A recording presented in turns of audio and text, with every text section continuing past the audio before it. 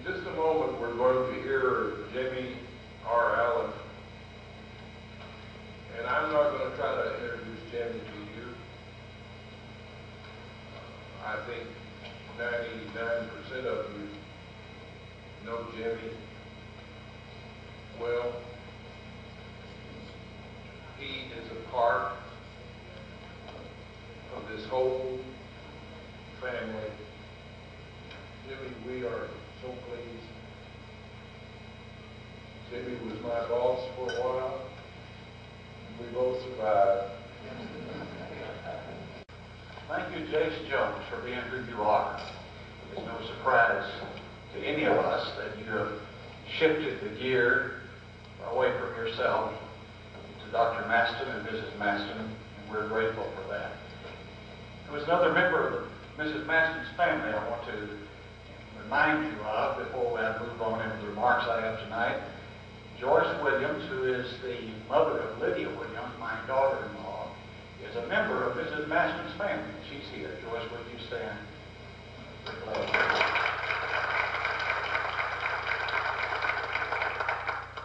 I usually thought of the valley of the shadow of death described in the 23rd Psalm as an experience of death itself. The assurance that was the good shepherd who had provided refreshing in life, guided our paths, protected us from the assaults of enemies, comforted and corrected us, would also go with us through the valley of the shadow of death. It brought encouragement to me and to those with whom I shared it. During the past decade, I've discovered new dimensions to that song. The promise of God about the valley of the shadow of death no longer waits until the end of the way to be claimed. The promise of the protection is to me not at the end of the way, but in the presence of death. We all live with it, the shadow of death.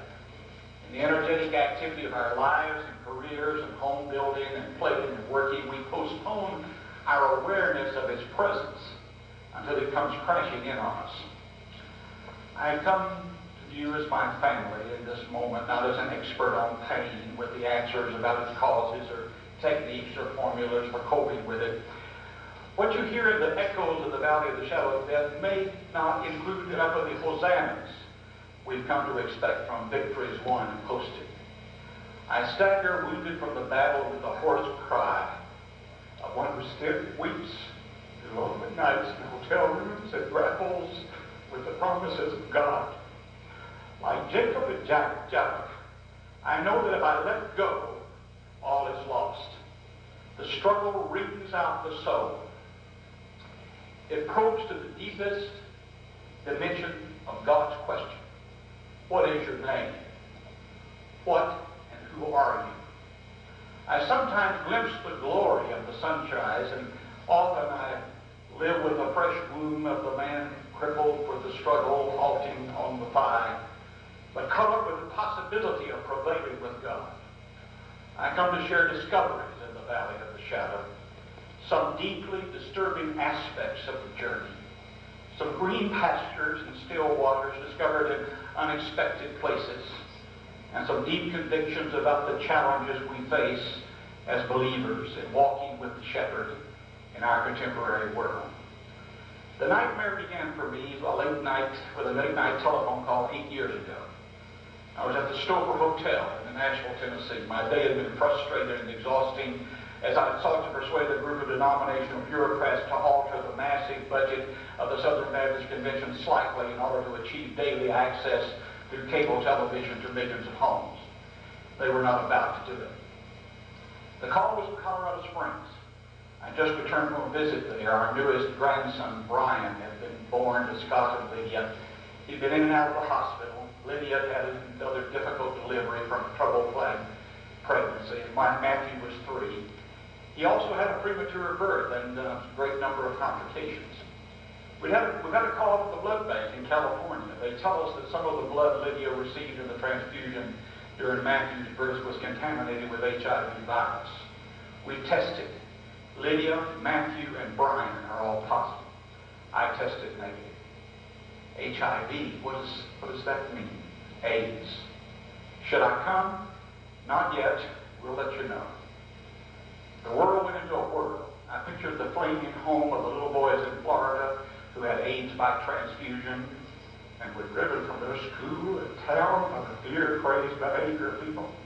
A youngster named Brian White was in lawsuit trying to go to school in the Midwest, and our family had AIDS. I flew home to tell one. I still have clearly in mind the ordeal. Sometimes something happened in the household which was fretting her. I sat with her in the living room of our Fort Worth home and said, "Let me tell you about the problem we really had." She listened carefully and calmly, and we talked about what we should do. We'd walked through many a valley, but nothing nearly like this one.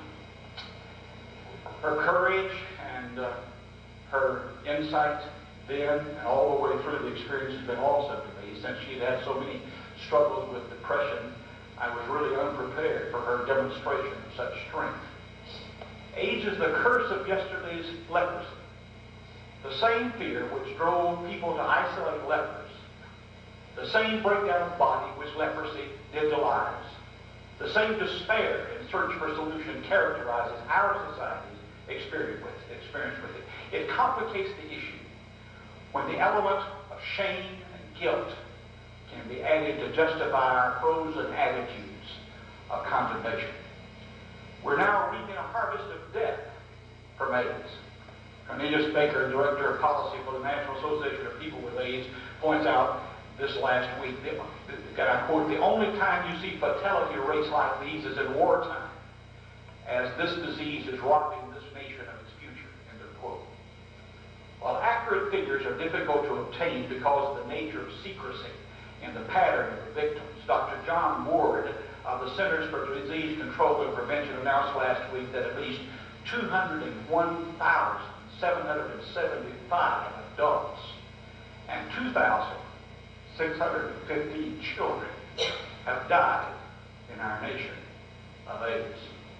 The next 14 months will claim another 130,000 lives. I found out something about statistics. They don't mean anything. They even become a sedative to the conscience of a nation when projections are not accurate and we're, quote, doing better than we thought. What means something is that every one of those pediatric numbers is a child, bright, inquisitive, quick to laugh, trained not to kiss, but to say often, "I need a hug." We're talking about what T.V. Maston called folks, people for whom Christ died. Scott and Lydia decided that the ethical thing to do was to tell the church, the pastor, where he was an assistant minister, about the problem. After all, Matt had been coming to the children's programs, Brian had been in the nursery. There might be some need to double check to make sure no HIV virus had been spread to the others. That week, the church fired him with a period of pay. They accepted a letter of resignation which he had never written. It was our first taste of the reaction of people to the issue of AIDS in that time period and season. That church failed. It was not to be our last experience like that. Lydia could no longer nurse. Scott could no longer pastor. The decision was made for them to come to our townhouse home in Texas. It was then that we began to learn the burden of a secret. I never realized the intensity of the burden of a secret. The full impact of trying to tell those with a need to know and yet protect privacy was to create a tension impossible to describe. Early on, we decided that the protection of Matthew was for a normal life as he could have for as long as he could have it, would be the sum bonum, the highest good of the situation. It guided all our actions. I must say it's been a largely successful venture. In the most part, this is true because Scott is the best father I've ever known. The time and energy and love he's invested makes it happen. Perhaps the best way to describe to you the process is to let Lydia tell it. She did so in an article which is in most of your homes. It came in May of 1987. She wrote it anonymously and changed the description of the sex of her child to a girl rather than a boy. It was published in the Baptist Standard. In an article entitled, "Wearing the Scarlet Letter, AIDS." And this is what the article says. When teaching phonics to my preschooler, we started at the beginning of the alphabet. "What? This is the letter A," I said. "Do you know a word that begins with A?" The poignant reply came, "A is for AIDS." So it is in our lives. A is for AIDS. It's the beginning and the ending of every facet of our existence. We are the new untouchables. I've become infected with the AIDS virus by a blood transfusion while still pregnant with my first child.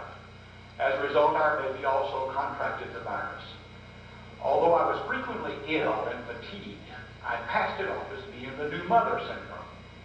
Our baby was quite ill as well, beginning weekly trips to the doctor, and I blamed much of my exhaustion on stress, having no idea that I was carrying the AIDS virus. 2 years after the birth of my first child, I became pregnant again. Our second child was premature and also had multiple medical problems. When the new baby was 5 months old, I received a call from the blood bank that had supplied the blood for my transfusion. They said that the donor who had given the blood for my transfusion had AIDS. My world started reeling. As soon as I heard the words, all the events of the past 3 years came into focus with a searing clarity. The children's inability to stay well, the doctor's frequent head shaking and statements, "This is rare, this medicine should have worked." Within 2 months, I had lost most of what constituted my world. Our baby was in critical condition with days or weeks to live. My husband had lost his job and career when his employer found out that his family had been touched with AIDS. Our older child had to be removed from daycare. We were asked not to return to our church. Our confidentiality had been breached, and as word spread through our community, we quickly fled and relocated to another town. We were too terrified to risk harassment and persecution. Several months after our move, our baby died, and the second phase of my isolation began. This isolation was self-imposed by fear. The few relationships I have are superficial and almost totally based on fabrication. How could I truthfully answer simple questions? Why did you move here? What was wrong with your baby? I couldn't talk about the fact that my heart was breaking every time I looked at my little boy. I couldn't share the fact that my marriage was fragmenting from the incredible stress in our lives. I couldn't act sick lest somebody get suspicious, so I hid my symptoms and pain. I didn't dare reveal anything about the severity of our son's illness, lest my child be totally ostracized from all socialization. I couldn't even contact former co-workers to explain why I suddenly disappeared. I was in a new city with no friends, no church, no home. We left home, no job, a struggling marriage, a very sick child, and a grief for our baby who died. I had never been so alone in my life. We reached out to a local church. The pastor was supportive, but when he asked parents about the possibility of our child attending Sunday school, the parents said no. We do not attend church now. The rejection runs too deep. To Christians, I would say that AIDS cripples not only the body, but the heart. At a time when the AIDS victim is dealing with death and dying, heavy financial burden, physical debilitation, they need support, care, concern, not rejection. If there ever was a time to reach out and touch the lepers of our day, it's now. I wear the scarlet A. I keep it well hidden. You may never see me cry or realize from my appearance that I've been affected by the virus. Nevertheless, I've been shattered. I need love, compassion, and community to help me make it from day to day. I've done nothing immoral or illegal to contract this disease. But those who have hurt just as deeply as I. Their needs are as great or greater than mine for a compassionate and loving response to AIDS. That's the end of the article. It was just another page in the State Baptist paper, but it was a shaft to the heart of this grandfather. Lydia's been gone now. She died almost 2 years ago. Last week, I visited the Pediatric AIDS Daycare Center in this city, founded by her and named Brian's House. Last week, more than 80 children and families of children devastated by AIDS received their loving, cheerful, and essential support. It's good. It's not enough, but it's good. It's too late for Lydia, but it's not too late for others. But it's an echo from the valley. And in this, she, being dead, yet speaks. There are some deeply disturbing aspects to this journey. The churches are dysfunctional families. I grew up in a family committed to starting churches, ministry to need people. My dad and mother started their ministry. I was 8 years old. I'd already decided that Jesus was to be Lord in my life. I was nurtured by people who lived that way. My earliest experience was helping start a church in a house near the Little Mexico area of downtown Dallas. A church had moved out of the neighborhood. The people needed to be spiritually reached. We started with a rented house, borrowed chairs, a donated piano, living in the same house where the church was to meet. No one waited for the slow and difficult moving of denominational bureaucracy. The local church was the place in which God did business. Starting with new Christians, uninvolved Christians, and misfits, I was aware of the frailty of the family of faith, but I also found that it basically functioned with compassion and help, and best of all, God was there. Lives were changed. Rescuing the perishing was more than a song we sang. It was a wonderful matrix out of which to grow the pastoral praise of my work. When God blessed us with the opportunity of a downtown ministry in the exciting city of San Antonio, I saw a caring congregation reach out to the untouchables. The poorest of the poor were fed daily meals, given medical help, encouraged to come out of hopelessness and irresponsibility into disciplined lives, taught the Word of God, taught to read, helped out of drugs and prostitution. For every social climber we missed, God gave us similarly skilled and gifted people who came because of what we were. As the church baptized more new converts one year than any congregation in America, it was doing all those risk-taking things to function as a family. But AIDS brought a new challenge and a different response to the churches we encountered as a family.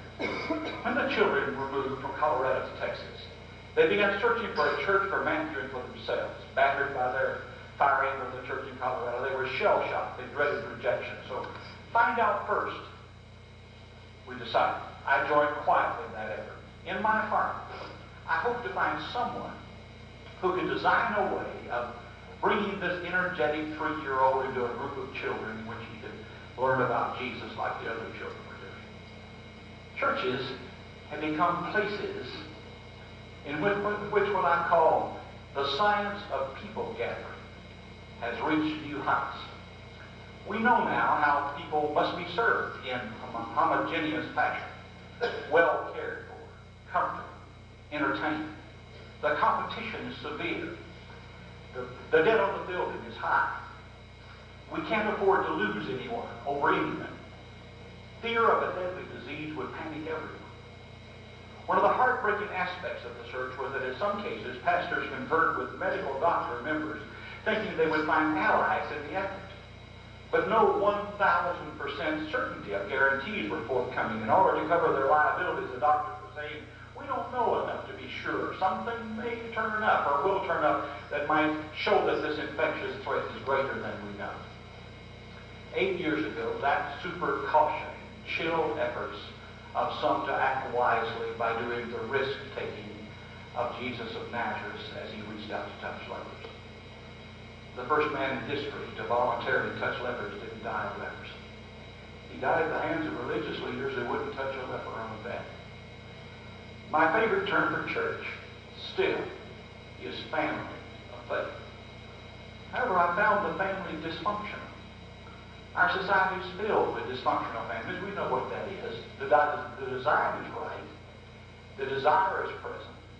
The doing of it has gone tragically astray. Dysfunctional families have distorted value systems. It often comes from a breakdown of communication between members of the family. They're victimized by the stress of survival needs, the pressure of time-consuming activities which keep them away from each other, and the appetites for personal ego needs which are not filled. Families of faith are similarly going astray. They miss their mission because words substitute for reality instead of describing it. Success patterns center in allegiance to dynamic human personalities. The church becomes a place in which people are collected rather than a family in which people are nurtured. Risk-taking is difficult for individuals and virtually impossible for groups. Reinhold Niebuhr caught the heart of the problem years ago as he spoke of moral man and immoral society. We fail to muster the will to act as groups by the high standards we can demonstrate as individuals. We have found that to be true. Individual Christians came to rally to us. One left a seminary career to travel across the nation to take up residence nearby, to be of help to our AIDS-plagued families. People came to give themselves in labor to help furnish a house. Persons contributed money to the salary of the volunteer system which had evolved to support the Interfaith AIDS Task Force. But when the churches were asked to act, they universally failed to do so. There's difficulty also in this battle, in loving past our differences. The most explosive of damage to relationships comes with a combination of dealing with gays and gays. Either of these problems wreak havoc in the hearts. Because I take the Bible seriously as the authority for life, there is no way I can discover to justify acting out homosexual behavior. Scriptures pile on scriptures about the intention of God in creation. Male and female created them. These days, serious Christians are wrestling with this problem. There's some effort to lighten the load of evidence by attacking the words of Scripture and reasoning from the wonder of the love of God that he must have just had to deal with mankind in these terms because we were at an unenlightened stage. There are genetic evidences turning up in scientific studies that some may be born with this sexual orientation. And this becomes proof to some bewildered believers that God must have intended this behavior despite the Bible's words. Searching through the minefield of ideas to find principles of fidelity and moderation which apply to all relationships, they deal with the homosexual issue by calling for a style of responsible behavior within the same gender commitments. AIDS is no respecter of persons. The virus is transferred through fluid exchange from a diseased person to a healthy. Blood transfusions are obvious ways of doing it. Injections by needles are effective ways of doing it. The greatest publicity and the greatest stigma of the problem of this epidemic, however, is that means of sexual intercourse and homosexual behavior is one in which the virus thrives. The explosions of fear across the nation are accelerated by the thundering pulpit voices calling it the judgment of God on sinful behavior. They, quote unquote, deserve it. Blame them, quote unquote. The scapegoat is easy to spot. 10 to 15% of our permissive society are written out of the books of humanity. They gather, regroup, organize to fight back. The louder their voices, the more strident their self-defense, the more demanding and off-the-wall their statements, the deeper the problem grows. Suffocating beneath the load of those hostile and angry encounters, quietly in anguish and pain, are the parents and children of faith who are rejected and blamed because sons or daughters are having to cope with sexual desires for their own gender. I'm reminded of the story of comedian Jerry Clout. He was in an interview at a Boston radio talk show during the days when the nation was debating whether to grant amnesty to those who had avoided the draft and protest over the Vietnam War. After a pleasant conversation, the host suddenly says, "When we get back from this break, Jerry will tell us what he thinks of amnesty." 90 seconds later, Clower had to answer. His response was classic, as he often does. "Now let's see. Are we talking about your boy or my boy? If it's your boy, I'd say leave him in that foreign country where he ran. If it's my boy, I'd just soon he'd come home. Our son Skip is one of the most talented, sensitive human beings I've ever known. Spiritually inclined and musically gifted, high sense of humor. He struggled through adolescence with the purpose of God for his life. I lived through his rebellions and his repentances. I was inwardly sure that he would end up serving God in some vocational way. I thought I'd die the day it dawned on me that he was gay. The hellish path he walked as he was driven to try deception, attempted suicide, alcoholism, and 1,000 promises to himself and God. And through it all, we loved each other, kept reaching for each other, but the chasm was very deep. The 12-step program was the instrument of God to help him turn to holiness. He acknowledged his needs and moved out of his victim stage to let God move to empower him to take charge of his life. I discovered a new perception of the Scripture, which says he saved others and himself he cannot save. I was part of the problem and couldn't affect the solution to it. He had to find it on his own. I'm grateful for the love and the respect for me, which caused him to try to avoid damaging what I sought to be and to do. Through conversations and therapies, he sought to express his frustrations. Our differences of opinion are deep and continue to be so, but we love each other through them. I respect him. I love him. He's carving out a meaningful life and helping others. He loves God, and he's HIV positive. Wanda manages it better than I do. Mothers just seem to do that. Our challenge is one of loving each other past our differences. There are those who refuse to let that happen. If you don't accept my lifestyle, you reject me. The secret is that what your behavior is at any given moment, and may or may not be a reflection of what you really are. I have a lifestyle, but it's not all of me. The biblical term in that question is whether or not you can love the sinner and despise the sin. Jesus managed to do that. God does it all the time. To the degree his Spirit indwells us, it can become a pattern of life. Judgmentalism is deadly to human relationships. But love goes past that, to the heart of the matter. Persons are more than the sum of their parts. We move beyond theology to love. There are some green pastures and still waters in the valley. The shepherd promises provision, green pastures, still waters, a restored soul, guidance in right ways, the strength of his rod, and the correction of his staff, the shield from the blows of enemies, at least at tough meal times, an anointed refreshing of the mind, and a thirst-slaking cup of sustenance. I come to bear testimony from the valley that his promises are all true. There is encouragement from personal relationships. He does it in unexpected ways. A network of friends emerges with life-sustaining touch, even when they're unaware of what an encouraging word or a genuine prayerful intercession is really meaning. Some of you in this room have provided green pastures to our experiences. The 12-step people are not the only ones who discovered that day at a time living is the survival strategy for the stressed. I don't know how we could have made this decade without the sensitive and constant response of the Christian Life Commission family.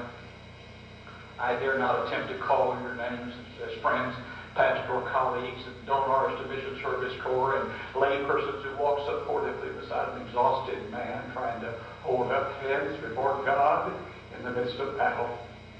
And God does it so gently, so gently. A call comes from a friend, and he doesn't even know the need he's filling or she's filling. An opportunity to serve is presented. One of the most difficult things and deadly traps of this disease is to make the disease and the struggle with it the center of all of our lives.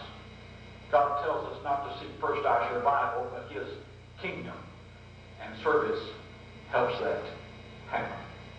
There's an encouragement from the improvement of church's AIDS response. One of the sources of refreshing for me lies in the fact that so many churches involved in our experience have altered their pattern and worked out ways to respond to AIDS persons. One church pastor who's here tonight reported some 70 churches which have secured advice and assistance from their policy and planning. Similar responses are coming, and it's late, but it's still essential for us to function as families. A letter from the executive of the Women's Missionary Union of the Southern Baptist Convention this week informed me that our largest Christian organization in the nation has adopted as their social issue for next year the challenge of AIDS. There's encouragement from the improvement of how the church families are becoming more functional as we relate to AIDS. There's encouragement for us from the environment of a beautiful place to live. I couldn't complete this thought without telling you how awed we are by the way God has provided us one of the most responsive and loving groups of Christians we've ever encountered in one of the loveliest spots on the planet. The Big Canoe Chapel is on the first of the Appalachian Mountains in Big Canoe, Georgia, is a major factor in our discovery of still waters and green pastures. The beauty of God's creation when you live 4,000 feet high on a mountain surrounded by trees and vistas, deer and others of God's creatures, sunrises and sunsets, becomes God's therapy to the soul. There's encouragement from the mystical and awesome presence. I hesitate to verbalize this, lest it be construed as claiming more than I experience, but the bottom line of the shepherd's promise for the valley of the shadow is not circumstance, but presence. And there are times and seasons when the flashes of it provide perspective. There's an awesome awareness that escapes words. I experienced it this week as I came over here. A friend sent me from another state, a layperson I had once ministered to, a letter of encouragement.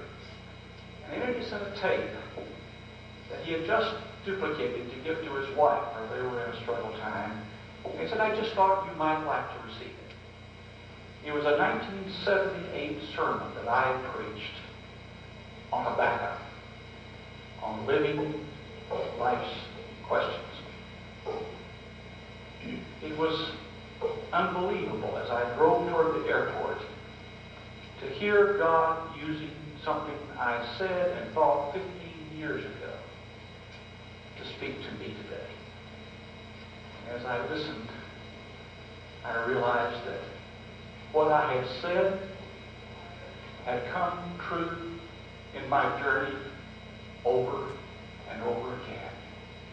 And that God was somehow giving me hinds feet and letting me know that the justified don't live by what they can do or what they think they can do.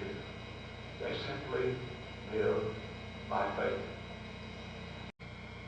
Sometimes that awesome presence escapes words, and we need to tiptoe around it because we really can't describe it.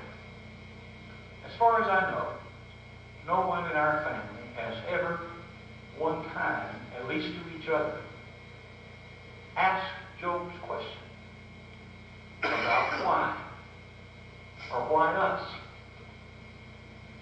Life doesn't come in simple equations. Why not us? Is not God's strength adequate to carry us through the trials that our fellow human beings are encountering? What's the good of a gospel which works only when the sun shines and the living's easy? Why not us? Stretching our emotional and spiritual muscles to the breaking point is the way they develop. Athletes know it. They do it with their physical muscles deliberately, even scientifically. They grow strength from that struggle. Why not us? And the difference for me is the presence. Look at some of the challenges to be met. For life to be meaningful, it must be pitched toward future tense.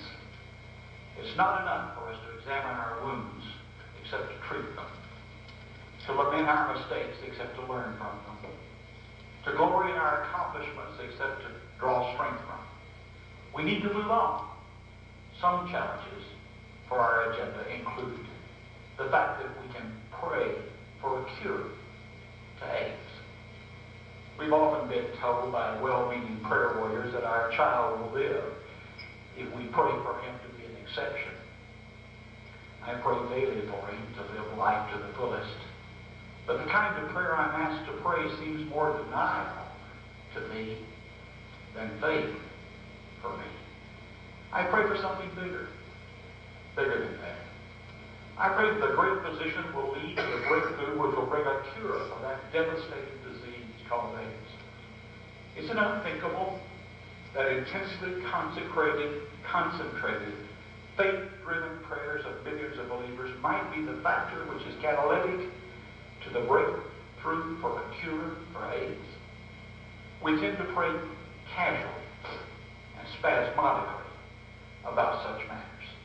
But the aha moments of scientific breakthrough, the hunches of researchers, the funding of adequate resources for the research to be enhanced, even created by the fervent, effectual prayer of the righteous. We can work for prevention. It's controversial because so many objective condom education programs proposed as public policy. But there's no room for Christians to hide from the responsibility to work for the prevention of this death-dealing disease. A Christian strategy is essential in this prevention effort. If it's not to be condoms as a stopgap while ethical ideals of persuasion to abstinence from promiscuous behavior take precedent, we must answer to God for what we have done. We must come up with something better. The war against AIDS, the recovery of Christian idealism and sexual behavior is essential for human well-being. Lamenting the efforts of others is no substitute for our own work in preventing AIDS. We can share ideas for ministry. This T.B. Maston Foundation would be of the spirit and attitude of the man whose name it bears if it set itself to securing the resources to create a clearinghouse for strategies for biblically committed Christians and churches to minister to families and victims of AIDS. Of course, such pooled information may exist through various interfaith efforts and some denominational resources, but many of our churches would profit from a group like this, verifying and validating ways Christians are finding to minister to the untouchables. The psalm concludes with, "Surely goodness and mercy shall follow me all the days of my life, and I will dwell in the house of the Lord forever." An insurance executive recently reminded me that nothing can follow you unless you're moving. Forging ahead to the valley of the shadow becomes the basis for claiming the promise of the goodness and the mercy. As I do so, I hope the echo you hear will be one of discovery